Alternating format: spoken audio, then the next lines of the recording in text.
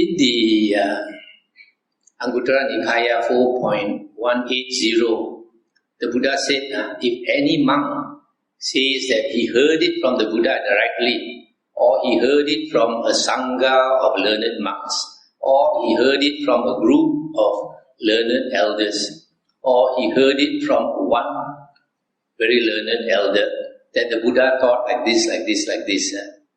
The Buddha said you should neither accept it or reject it. Without accepting it or rejecting it, you should compare it with the suttas and the Vinaya. If it agrees with the suttas and the Vinaya, you can accept it. If it does not agree, you should not accept it. So, the Buddha always talked about his teachings as being Dhamma Vinaya. He always said his teachings are Dhamma Vinaya. Later, Abhidharma came in.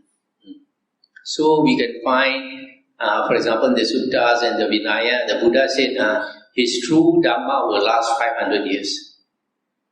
And exactly 500 years after the Buddha's passing away, later books started. So we want to know during that 500 years where we have the true Dhamma, what was the Dhamma at that time? And luckily we have Emperor Asoka. Emperor Asoka lived about 250 years after the Buddha's passing away. Now Emperor Asoka had a lot of faith in the Buddha and the Buddha's words. So he asked the men to make these stone pillars, something like every kilometer on the road, and they carved out the words of the Buddha. Now after 2000, something like 600 years, they have dug up these Asoka pillars in India, and they found that during Emperor Asoka's time, there were only 5 Nikayas. Only the suttas existed. 5 Nikayas and 5 Vinaya books in Pali. So this is original Buddhism or early Buddhism. The 5 Nikayas and the 5 books of the Vinaya.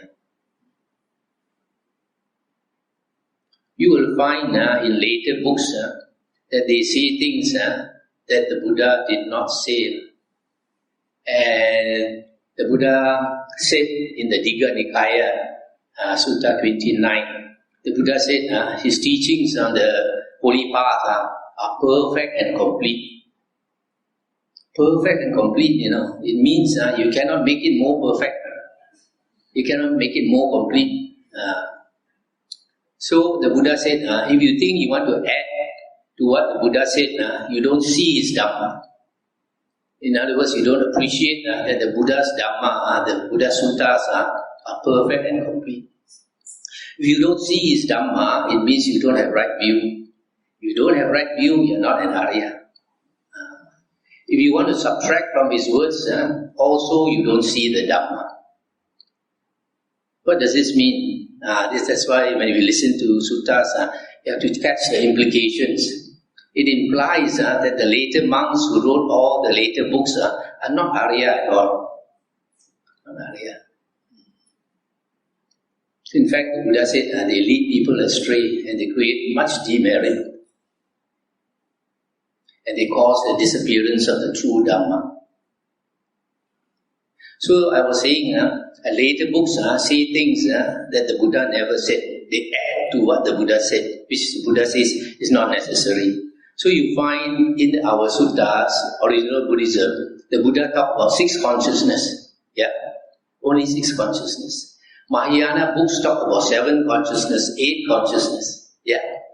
Similarly, Abhidhamma talks about Bhavanga, Javana, Kalapa, Patisandhi Citta, Chuti Citta, all these things that the Buddha never mentioned.